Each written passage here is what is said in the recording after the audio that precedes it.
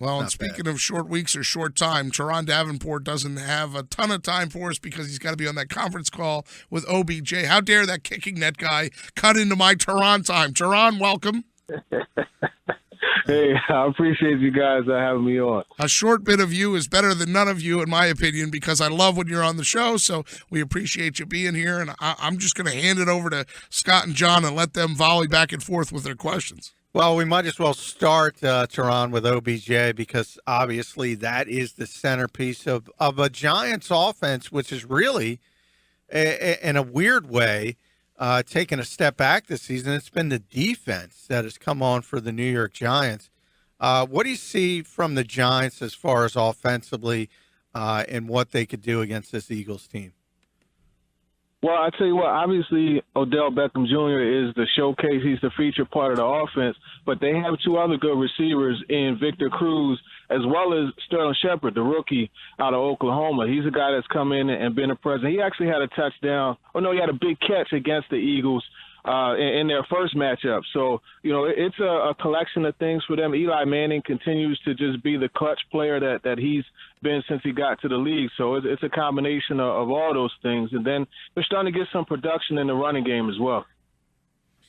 And defensively, Turron, obviously the Giants have lost JPP, which is a big, statistically he wasn't having a super year. But if you watch the film, he had been really, really effective coming off, obviously, the horrible fireworks injury. Romeo Okwara, though, has had a pretty good start to his career as a rookie. And then you talk about Olivier Vernon. With Lane Johnson coming back in a short week after 10 weeks off, how difficult is it going to be for that Eagles offensive line? Oh, well, it's definitely going to be difficult. I mean, it's a divisional game, so all things are on the line every time divisional rivals play.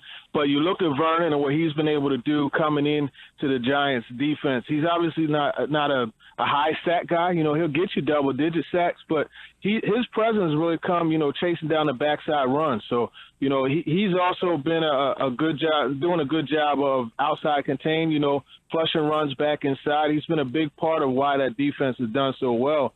So when you look at a guy like Lane Johnson, I mean, I think the main thing for him is going to be just balancing. You want to attack as an offensive lineman, especially when you're running. When they're running the ball, you want to fire off and you want to go get your guy, but you have to be careful not to be too aggressive.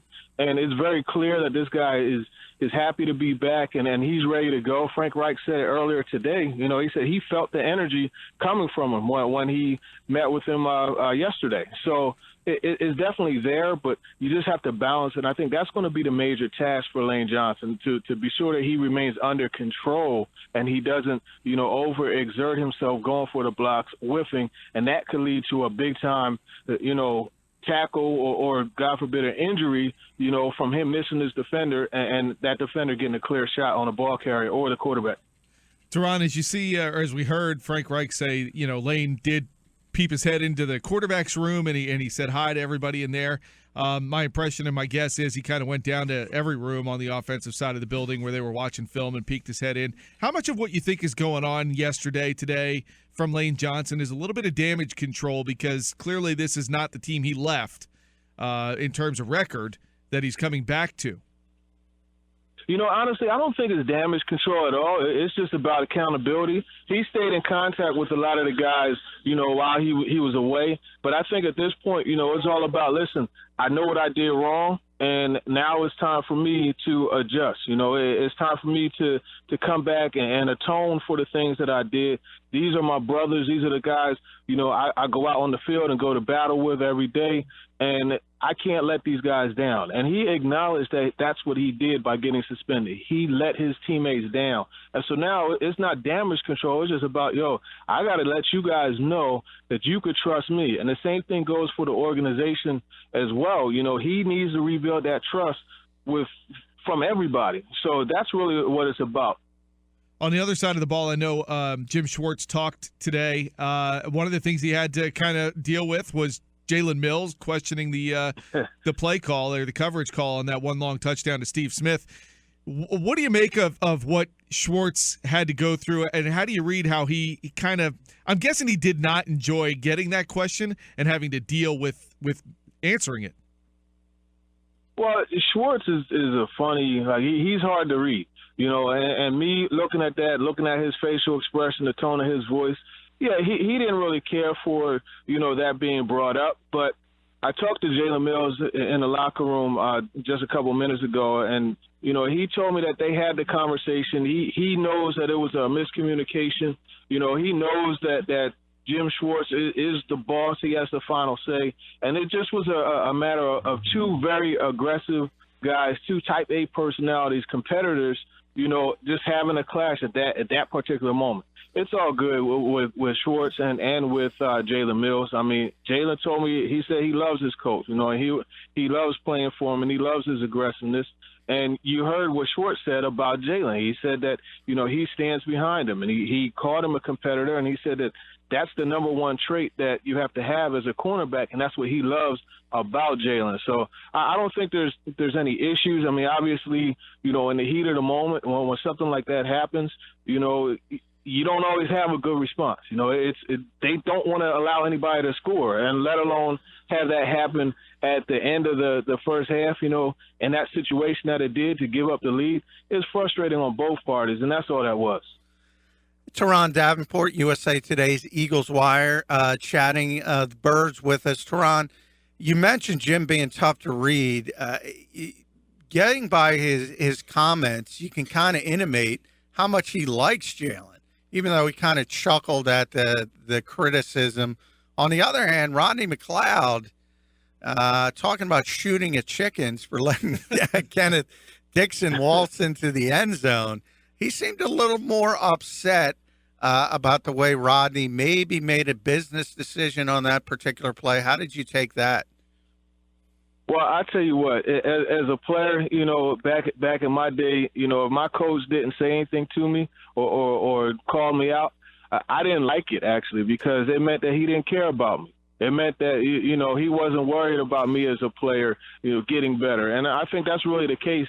I mean, look at the way he said, I'll put my name on Rodney McLeod anytime.